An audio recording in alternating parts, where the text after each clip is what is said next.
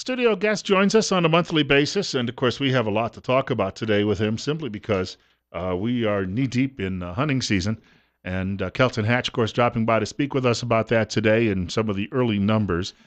First of all, welcome back to the program. Hey, thanks, and I appreciate you letting me come in. Typically, we're here on Thursday, but I'm headed hunting this week, so I appreciate you letting me come in a couple days early.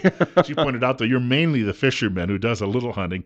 Some people do No, it the other way opposite. around. Oh, I'm okay. mainly a hunter that does just minute amounts of fishing because, yeah, no, close, but no, hunting season's kind of Christmas. Hey, quickly before we get to the just some of the statistics on opening up, there was a story yesterday, and I got a chance to talk to Randy Staples about this about blue tongue disease, and he said, yeah, there might be a little of that, but he said there's no threat. It's not a really big deal at this point. Well, it isn't for us down here at all. Um, However, up north, we've had over 1,000 whitetail die from it. And what's going on with this blue tongue disease is it dry, hot weather like we have really pushes the disease along. The deer are hitting water because it's really hot, and they congregate in big herds, and these gnats that spread it hang out right on the water. We haven't had any cold temperatures or precip up north. It's really dry, and so these deer are going to continue getting blue tongue around these ponds, and it's pretty much just targeting our whitetail. We're not seeing it in our mule deer around here, and one of the reasons we don't is because one, we've had precip. Two, mule deer are scattered out a lot more than whitetail. They can really get congregated in small areas. And then we have water everywhere. I mean, we have long streams, and they're not just hitting ponds and these other areas like a lot of these. And that's typically where we find the blue tongue the heaviest is in these pond areas where whitetail are coming in, and there's a large congregation of them. And so, I'm not concerned about blue tongue down here, um, but it's going to be a threat until we get snow on the ground or get some cold weather up north to kill the gnats. Few cold frosty nights. Yep, Yeah. few cold frosty nights that help. You have some numbers from this first weekend. Looks pretty good. Oh man, I'm going to run through. We had 4 check stations, and I'm going to hit Timmerman first. We checked over 423 hunters. We had a 30% harvest success, and this is general hunts. And we had a 40% of those were mature 4 to 6 point bucks, and we did harvest a lot of yearlings. We was anticipating a high yearling harvest, and we're about 50% yearlings, and then those other ones in between. But so really good success there for a general unit. Up at Mountain Home, we checked almost 1,000 hunters through there, and we checked 161 deer for a 32%. Well, no, it was down a little bit on our harvest success this year up there. It was down to around 18, but still had good size bucks being harvested and was at 51% yearlings, and so a lot of yearling deer up there. The biggest complaint up there was the heat and things like that because it was really warm. Saturday was like 80 degrees, and then Sunday was kind of blustery. But for the Gooding check station, 272 hunters. We had this was a lot lower than last year. For some reason, I don't know. We had 2 that were really high, really good, but this one was down around 14%, and we had 27% harvest success on mature bucks, 36 on yearlings, and the last one was the Wood River drainage, and we had a little over a 20% harvest on 200 hunters, and we had 58% large bucks and 37% forkhorns, and so overall, I mean, we're probably looking around about a 25 to 30% or a 25% harvest success opening weekend. And anytime we're over 20%, we're excited on our general hunts. Some of our controlled hunts, like down the South Hills, will be closer to 65, 70% harvest success, heavier deer densities. But for as hot as it was this weekend, that was the major complaint. It was just smoking hot out there. I mean, when you go hunting, you don't want to wear your Bermuda shorts and, Yes. and, and flip flops. You're looking at being able to actually throw on a flannel shirt and maybe your woolly breeches and, some heavy hiking boots. But, people are just out laying by the beach by, by 10 o'clock because it's so hot. So we really anticipate it being a very good hunting season this year because this week is supposed to remain hot and then next week we're going to be dropping down into the 60s. And so get out there. If you haven't got a tag now, get out there. I think it's going to be a really good hunting season. And really, because it was a mild winter last year, the population is out there. Uh, Oh, you shouldn't have a problem if you know what you're doing. yeah. There's a lot of deer. Everybody was saying this, seeing deer. That wasn't the complaint. The complaint was the heat.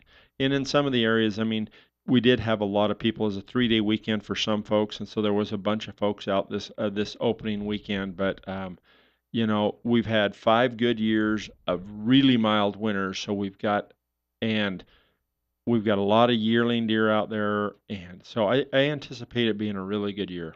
We have a telephone caller with us, Kelton. Awesome. Kelton Hatch, our guest from Idaho Fish and Game, joins us on a monthly basis. 47 right now. It's 12 minutes after 9 o'clock, and you're listening to Top Story on News Radio 1310 KLIX and newsradio1310.com.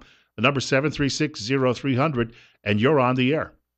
Good morning, Kelton. Thanks for coming in early. You may have saved my life because we're going moose hunting Thursday, and I kind of got a predicament. My wife drew on moose like 10 years ago when you could only get a bull, Yep.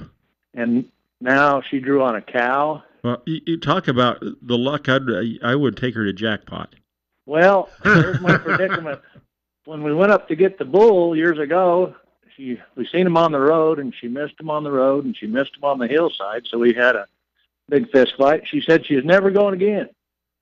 Well, now she drew on a cow, and she's not too excited, and she's getting all kind of old and wrinkly, and I was wondering, could I take somebody else's wife or, give that tag to somebody else's wife? I'm sorry. If you've got a grandchild, you could pass it on to them, or a young child, you can pass it on. But I think you're going to have to take your wife. How about if I had a power of attorney form signed or something like that? Yep, about the only way that happens, and I even hate to say this, but if she passed away or something like that, you could. Well, that was possibly, my other option, yeah, maybe an unfortunate accident. Yeah, yes, we got to stay away from those though. Okay, but well, no, hey, one thing. in. Oh well, I appreciate it. My wife every year sometimes she gets a little surly on some of our hunts too, once in the blue moon. And I back way off. We should note that Idaho Fish and Game endorses happy marriages. We do. We do. And it should be a good time. So get out there and get you some moose meat. 9:14. We have another caller with us. You're on the air with Kelton Hatch. Hello, Kelton. How you doing today? Good. How are you? Well, I'm doing pretty decent. I got to tell you a really good story. What? Great. I've got a friend who, as a child, had polio, and he was able to overcome that and go hunting for a lot of years. That's awesome. But the last several years, he hasn't been able to go. And I had a chance to take him out this weekend. He paid for the whole trip, and we went up to Kelly Peak, and we got a few shots off at a buck. But the best thing was being out there with him, being under the stars, and seeing the animals and the nature. It was really a fun time. And the greatest thing about it was my first hunt. Well, excellent. Well, that's why we hunt. I mean, we joke about different things, and it's fun to get out and get the meat and stuff. But life is made of memories, and some of my fondest memories of my life is hunting with my grandfather or my dad or my kids or with good friends. And so that's neat that you was able to go out there and make one of those memories, and it'll be something you'll remember forever. Want to thank you for the call. We have another caller following up that. It's coming up on 9:16, and you're listening to Top Story. Kelton Hatch, our guest, and Bill Colley, of course, answering the telephone on News Radio 1310 KLIX, and you're up next. Good morning. Somebody's got a turning signal going. All right, what we'll do is we'll try another caller here. I think that their turning signal or something is giving them as a warning. Oh, yeah, or backup beeper or something. That if you got to tend to that, that's probably the priority. You're up next, and you're on the air. Hi, is that me? It is. Hey, I have a question. I was up at Tinnaman Hill last Saturday, and I want to know why there were 8 game wardens sitting there checking 1 or 2 people through. Seems like that was a a real misuse of people out on a Saturday supposedly working. Yeah. Well, I was one of those guys.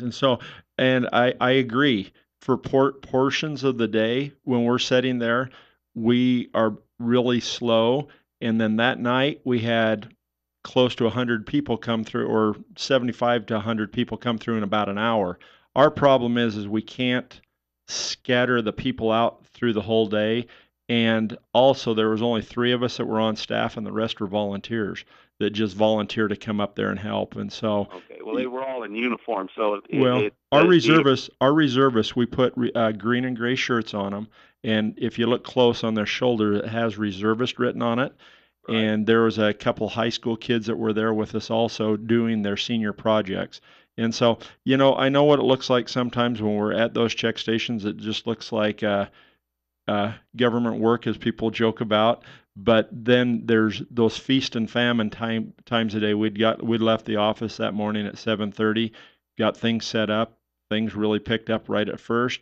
There through the afternoon, people were up either eating lunch or thinking about doing the evening hunt, and then at night we get a big flood. We could have actually used one more person the next day because we had so many deer checking through that next day. But I'm sorry that what it looked like, but that's sometimes how it goes when we're up there working those check stations, because most of us live down in the valley here, and to get us up there, we can't just call and say, "Oh, we need people here now," if we don't have enough. And so, got about a minute before our first break. What we'll try to do is squeeze one more caller in. We may have to get to the answer following the break. But you're on the air with Kelton Hatch from Idaho Fish and Game on News Radio 1310 KLIX. Yeah, I let people on my place to hunt ducks, and I just want to encourage the sportsmen. I put that in parentheses to quit leaving their trash around. I've actually got that on my list to talk about. I appreciate that. A shotgun shell laying on the ground is trash to me. And there again, a orange fence post top is a no trespassing sign. Emphasize that a little bit too. Thank you. You bet. Hey, thank you. We used to actually collect those casings, but kids do. Yeah, well, and I always try to pick up all my hulls for my shotgun shells when I'm out shooting and stuff. But I mean, that the gentleman brought up a really good point. If a fence post is painted every 1/8 of a mile, it's no trespassing. If it's a cultivated field, they don't even have to post it. Try to get permission well in advance. No landowner wants you knocking on a door at 5:30 or 6:30 in the morning, or saying, "Oh, I really want to take my kid hunting today." Get a hold of them in advance, talk to them, clean up your trash, report things that are happening, and we'll talk a little bit more about it after the break. Yeah, courtesy. We've got more coming up with Kelton Hatch from Idaho Fish and Game. It's 9:20. Bill Colley with you as well on Top Story on News Radio 1310 KLIX and newsradio1310.com. Our guest in the studio is Kelton Hatch from Idaho Fish and Game.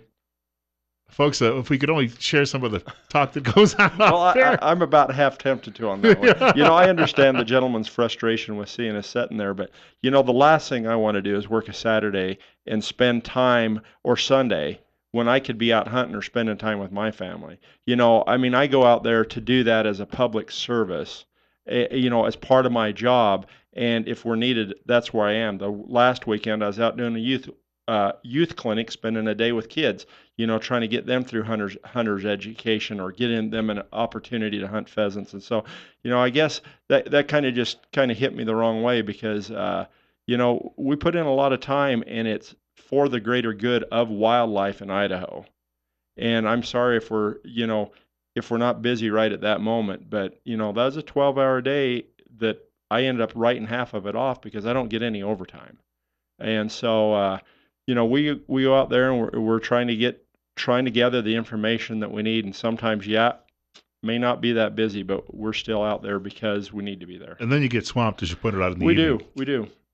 Want to point out, we had a caller too as well, and it really dovetailed right into at the end of the break or previous segment about being courteous and when and just being respectful of other people when you're out there. Well, it is, and that's one of our biggest battles that we're having right now. We get a lot of complaints about people buzzing by other people when they've hiked up the top of a mountain to hunt, and they're running around, and so that's why we've got some of these motorized rules that try to put a Band-Aid on some of those issues. But a lot of it ends up just coming down to common courtesy. If you've got a piece of private property you're hunting on, you're very fortunate, because the more and more people that we get in our communities, the more and more private property we're getting shut down. And if you want to maintain those pieces of private property being open, we've got programs like Access Yes that we pay landowners to get access. But please just clean up after yourself. Be respectful. Treat it as you would your own. If I let people hunt in my backyard, I wouldn't want them to leave my shotgun hulls. I wouldn't want them to leave my garbage. They're Snickers wrappers. To landowners, this is like their backyard, because it is. They own it. They live it. They sweat on it. It's their ground. So please be courteous enough to pick that type of stuff up. When other people are out hunting, they're doing the same thing you are. They're not trying to get an advantage on you. They're not trying to, steal your favorite hunting hole. Maybe it's public ground, and so we have to try to be as courteous. The way that I avoid those conflicts, I get really frustrated because I love to hunt. I spend a lot of time hunting, probably 60 plus days a year. I take almost all my vacation during hunting season, and every weekend that I can get out, I'm out hunting somewhere, birds or big game or whatever. I get away from people. I just find a spot on a map that has 0 trails, 0 roads, and I'll walk for 2 hours before daylight so that I don't have to contend with that. Yeah, a few other people are going to be up in there, but I can typically escape the overcrowded population. Even if I don't kill something, at least I had a really good day out in the field. Another thing, I had a gentleman, I was at a ranchers, the Magic Valley Cattle Association meeting the other night, and was able to talk to them last Thursday. And one of the things they asked me to mention is, that a lot of them have irrigation systems and stuff like that. And I've mentioned this before. Those accesses along the canal are private. The landowner owns to the middle of the lateral unless he owns the other side of the lateral or the canal, and then he owns the entire canal. He just has a right-of-way going through there for those roads for the canal company to maintain that canal or lateral. That is private property. It doesn't need to be posted. And so if you're caught on those, it is trespassing.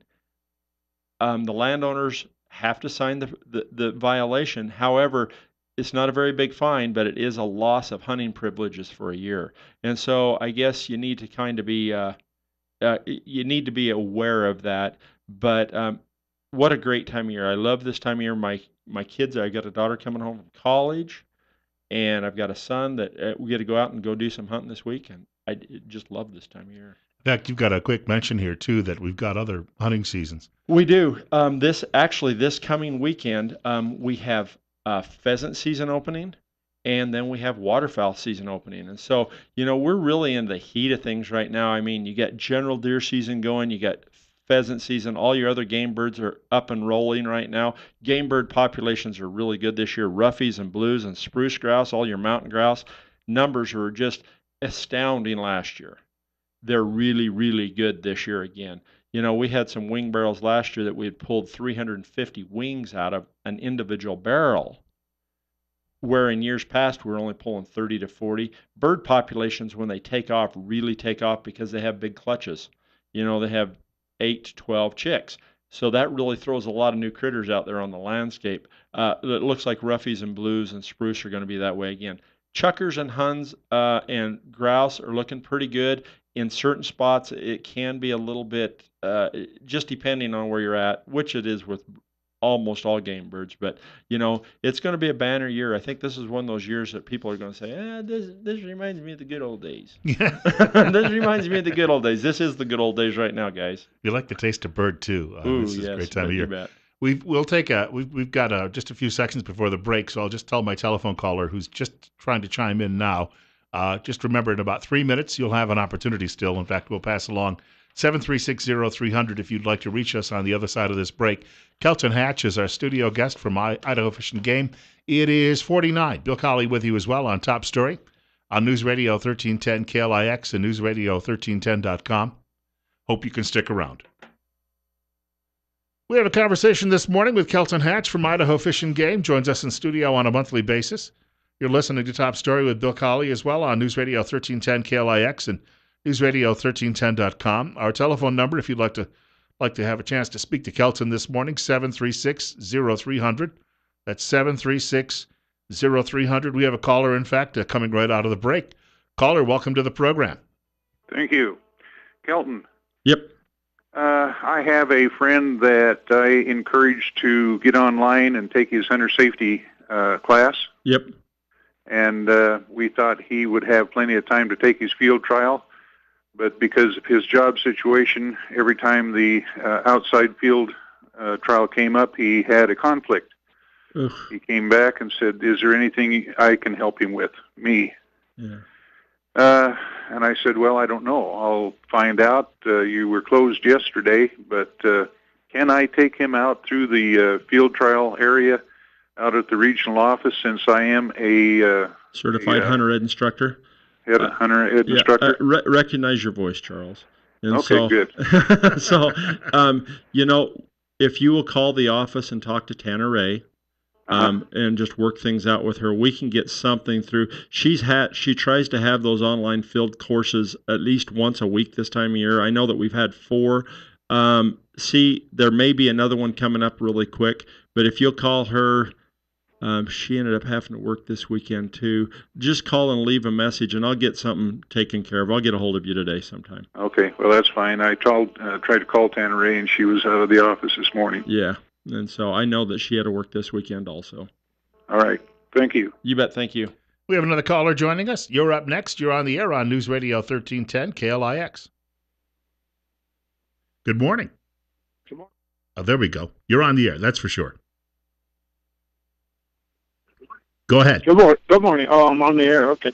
Sorry. I just wondered how Fish and Game feels about, because we're in an area that sees a lot of pressure in a farm community. We had an incident over the weekend, and with the short-range weapons, there's new technology now where shotgun manufacturers are advertising and selling guns that are guaranteed to be very accurate at 200 yards, and you can get on the internet and see them on YouTube, people showing how you can make that gun shoot 300 yards. And then I know there's muzzle loaders that will reach out there pretty good. And we're farmers in an area that we let a few people hunt, but we get bombarded with wounded deer coming in and just having to deal with that. I'm a hunter, and I hate hunting season around my property because of that. I can't wait for it to be over, and I hate even having to feel like that. So I wonder what you felt about those weapons.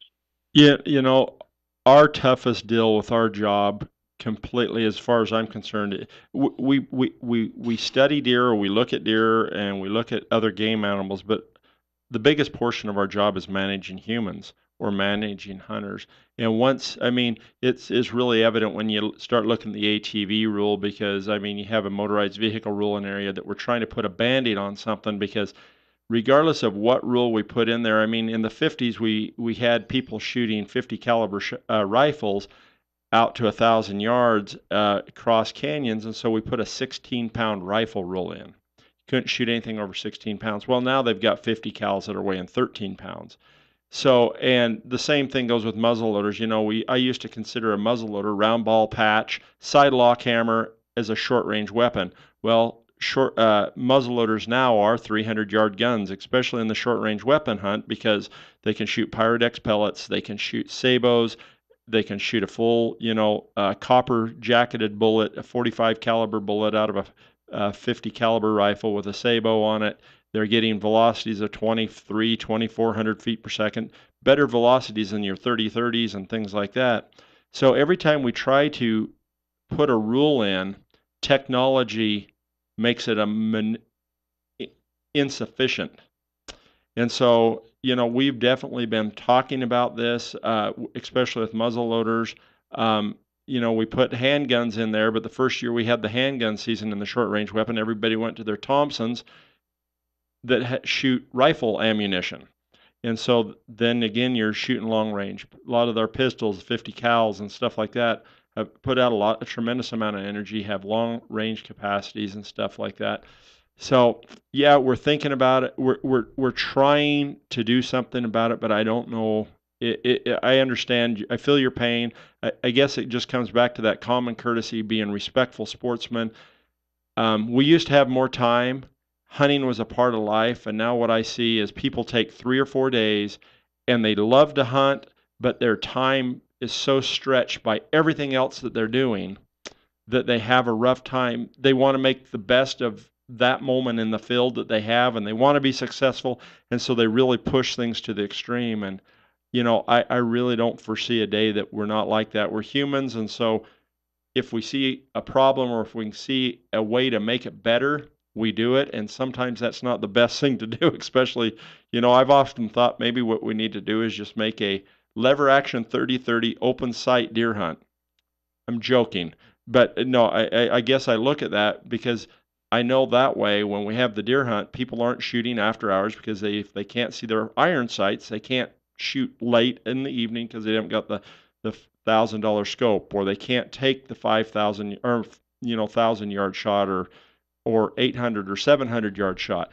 And so, but it's just technology, and yes, we talk about it, and sorry, I think we're stuck with it until something real drastic changes.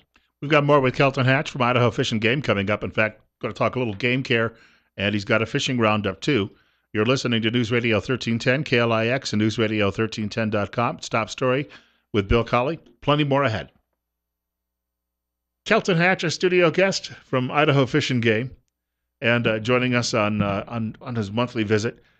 Game care. This is something that you had listed that you wanted to make a mention of too before we wrapped up. Boy, I do, because that's one of the critical things. If you guys are going out hunting this weekend, or this week anytime, one of the toughest things to do is get these animals cooled out. If you want a good piece of table fare, which that's really the underlying reason most of us hunt. I love eating game meat. Is try to get that meat opened up, cooled off, get the internal organs out of it, and get it hung in a shady spot in the timber, or get it to a cooler. If I kill something this weekend with my kids, I'm probably just going to butcher the animal out and try to find some timber to get it hung in until later that evening. Because right now, if you're on the side hill in the sun, it's 80 degrees. If you're in the bottom of a canyon with a little moisture in heavy timber, it drops down to around 35 to maybe 45 degrees.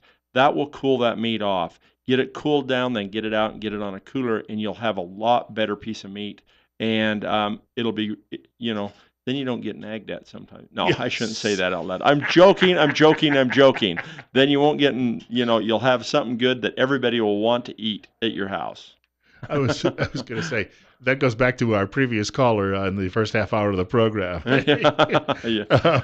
He may have been hearing a little of that after he got off the phone. Well, I know. I was kind of just, that was tongue in cheek. But my wife, she's a big she loves game meat, so. And fishing roundup. Some people, of course, still doing a little of that. There is, I've said in the past, I fish just to fill time when I can't hunt.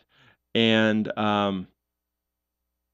fishing for my friends that are true fishermen, this is their time of year. They're just loving it. The walleye fishing's been really good. I know that CJ Strike last week, it was 94 degrees on the water. The water temperature's up. The bass are very active right now. All your warm water fish are doing well. Some of our high mountain streams, we're cooling off enough now that the trout is doing really well. I know that Salmon Falls Creek has been fishing well. Oakley has been picking up. We've had some good evening temperatures. It may be warm during the day, but we're still cooling off pretty good at night in some of these higher lakes. You get around that 5,000-6,000 foot elevation, and the water is cooling off. And so fishing is just tremendous right now. So, you may not be a hunter, but right now the lakes are empty because all your hunters are out hunting. And so if you're a true fisherman, get out there and have some fun. Benita Baeza wanted me to run a question by you this morning because he said there's some people in Cassia County who have some fears that wolves have moved down here. I guess they must have had to move a pretty long distance if we have wolves in the Magic Valley or heading out toward Pocatello. But You mentioned that really there's no one yet who can really confirm that. You know, we've had sightings. We know that wolves have gone through there. As an established pack, no. I mean, I was kind of talking to you earlier. Then the reason we know that is because we've got so many cattle and sheep down there. And the first thing that happens when you get a pack of wolves that move into an area is cows and sheep start dying because they're a lot easier to catch. They've got to eat. They're not grazers. They're eating meat. And bigger meat for wolves is easier to you kill one elk, you kill one cow, you kill a couple sheep, you got a full meal for a pack of wolves. I'm not saying, I'm guaranteeing wolves have moved through that area, but as an established pack, we did have an incident 2 weeks ago where a trapper was removing coyotes from around some bands of sheep. They called us. They says, we've got a yearling wolf down here. It's a young wolf. We went down there to look at it. It was a neutered hybrid. It was somebody had a hybrid wolf pup or something like that, had it neutered. It got away. They turned it loose. I don't know how it got out there. And so that was trapped in Cassia County a week and a half ago. I don't know whether this is where some of those rumors or all this thought is coming from. I believe people that they've seen him down there. I cut a set of tracks down in the South Hills, and this was 6-7 years ago. And I know for a fact that it was a wolf track, but to have it a documented pack down there, we do not. Just occasionally someone wanders through. Yeah, well, I mean, and it's not that big of a wander. I mean, we had a wolverine that was radio collared in Jenny's Lake, Wyoming, that went over to Arco, that came down from Arco across the Magic Valley, went clear down towards Tremont and that area, back over through Montpelier, and was back in Jenny's Lake in 2.5 months. His legs are a foot long, 6 to 8 inches long. He was looking for a date. Wolves do the same thing. I mean, you get female wolves out looking for a mate. You get males out looking for a new pack or a mate. They're going to travel great distances. And so going through the magic, yeah, bet. I thoroughly believe we've had them through, maybe even in pairs sometimes, looking for others. But as an established pack, we don't have any that we know of south of the Snake River. All right. Well, that for the time being, I think, is a pretty good answer to that question. We'll see you again in roughly about a month, I think. Yep, about a month. So probably get out there and have some fun hunting, and we'll hear some of your hunting stories. Just before Thanksgiving. Yep. Probably a lot of that game is going to end up on a table at Thanksgiving. You bet, with a yum. Mix it with a little cranberry sauce. Make me salivate. Yes. I've actually Pavlov's dog. I got to read the commercial in a couple of minutes for High Desert Meat Processing, and every time I get to the list of all of the different products, same thing happens. My mouth starts to water. Yep. Well, Pavlov's, law there. Those were dogs, by the way, not wolves. Yeah. We want to point that out. Look, coming up in just a moment, we want to thank Kelton Hatch for coming by today from Idaho Fish and Game. Mike Gallagher brought to you exclusively by the financial advisors at Waddell & Reed in Twin Falls. The telephone number there, if you'd like to reach them, 736-6563. Once again, Waddell & Reed in Twin Falls, 736-6563.